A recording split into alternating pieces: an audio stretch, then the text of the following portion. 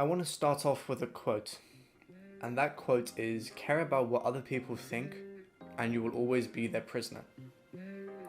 I think this quote perfectly highlights the message that I'm going to be sharing with you in this video, and that is the same kind of message that helped me go from a severe state of social anxiety to where I am now, which is honestly an unreal improvement in my life overall, in ways that I can't really explain.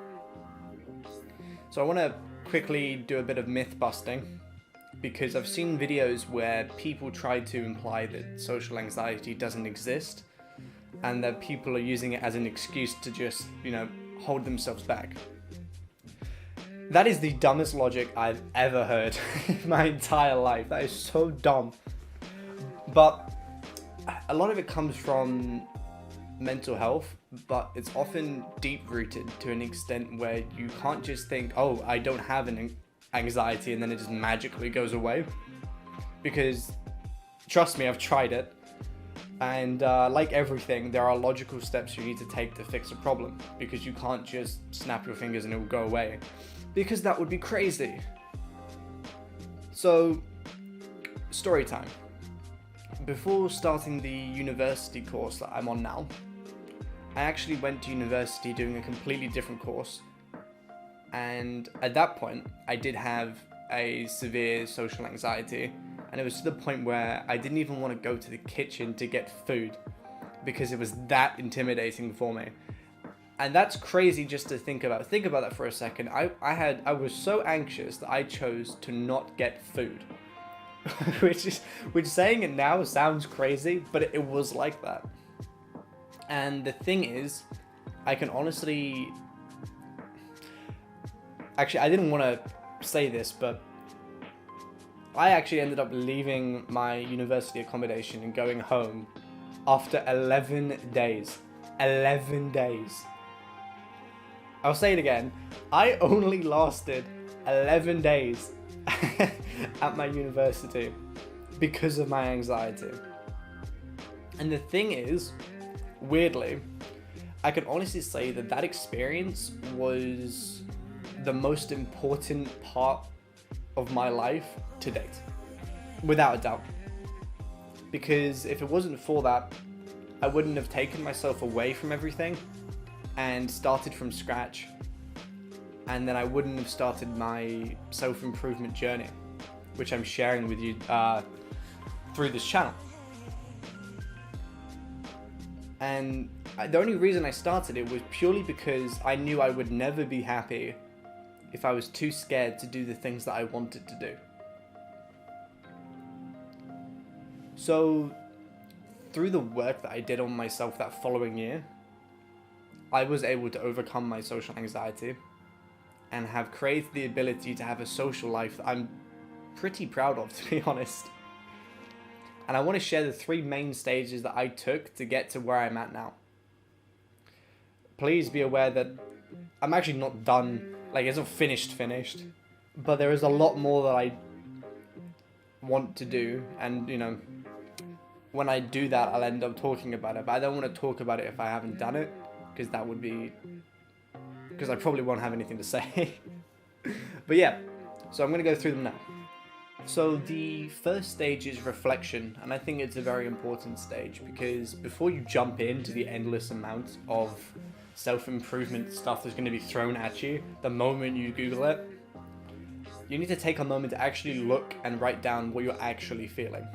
More importantly, why are you feeling it? So what I did was I created a list of reasons of why I'm feeling the way I'm feeling. And I just think that was a game changer for me, so I would definitely recommend that you do it too. Because I could actually see the barriers that were holding me back. And I feel like once you can actually see what is holding you back, it's easier to deal with. And the odds are, there will not be a single thing on that list that you can't fix. I'll say that again. Everything that you write down, you probably can fix. So it's not as bad as you would think. Honestly, that's the glory of reflection.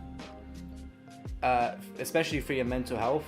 because it practically gives you a roadmap of all the negative thoughts that you have in your mind, and that you can start going through and replacing those thoughts with actually positive ones that will help you in situations where you feel stressed or, I guess, anxious. So let me think of an example. For example, you might write down that I'm scared of meeting new people because they might not like me. Okay? So we could replace that with I'm excited to meet new people and have new experiences. It might sound like a weird thing to do and a little bit cringe, I'll be honest with you. But changing the way that you see things is important and does actually have a huge impact on your mental health. It doesn't just magically change you as a person though, because that would be insane. So there's things that you have to do after your reflection, and that brings us on to, stage 2. So stage 2 is leaving the comfort zone. And the reason I say it like that is because I hate leaving the comfort zone, but it's definitely one you need to do. And at this point, you would become very aware of where your comfort zone lies in terms of your social life. So maybe you're an indoor cat like me and only really communicate with people online. Or maybe you don't really interact with anyone outside your family. And that's okay for now, but we're going to change it. So, unlucky. Regardless of where you are in your comfort zone, it's time to leave it. It just is. If you're watching this video, you know it's time to leave it. So the best way to do that I found was by putting myself into situations and setting myself the goal that I was to talk to a certain amount of people at a certain event. So it's all about, setting goals in a bit of a weird way, but it does work. So I'm at uni, where there were plenty of freshers events at the beginning of the term, and stuff after where I could go and meet people, and more importantly, just chill out for whatever reason if I was anxious. So the best advice I can give is just go and say hi to people and ask them the most basic questions. Like the odds are people are going to be excited that someone is talking to them that they don't know, because everyone's in the same boat. If you're at uni, everyone wants to meet people, so it's okay. But it's weird to think. It's weird to think about it, but most of the time, I felt amazing when I was the one initiating a conversation. Like actually going there and talking to them, I felt a lot better than just sitting there thinking about it, which is obvious, but it also proved to myself that I was improving, because I definitely wouldn't have been able to do that before. I would have just sat there alone for hours and then left. That would have been me. And maybe that's you too, but you definitely will feel better once you push yourself to do it, even though you really don't want to. So if you don't have uni or something, then join a club or go to a bar, go to the park even. Just pick a place where people go to be social. So maybe not a park. Either way, just go somewhere where people are social and be social at those places. Like, some of these things sound super weird to me to say out loud, and might even sound weird to hear, but honestly they were groundbreaking ideas to me at some point, so I want to tell you in case they might be groundbreaking to you as well. In which case it might help. So yeah, that brings us on to stage 3 then.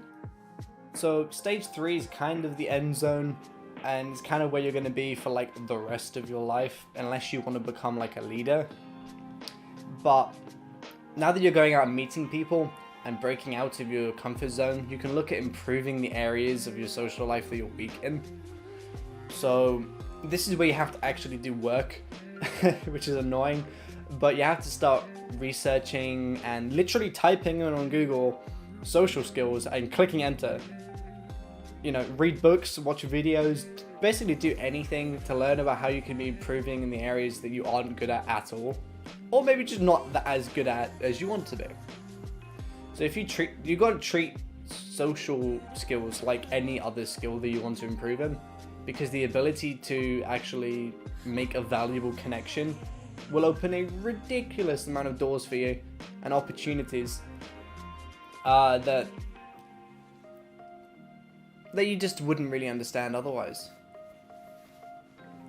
So the book that everyone recommends and that I'll recommend to you too is How to Win Friends and Influence People by Dale Carnegie. And so what this book does is it teaches you the most important principles in navigating any social situation pretty much. And it should be basically stapled to you, just like on your arm, until it is no longer useful to you.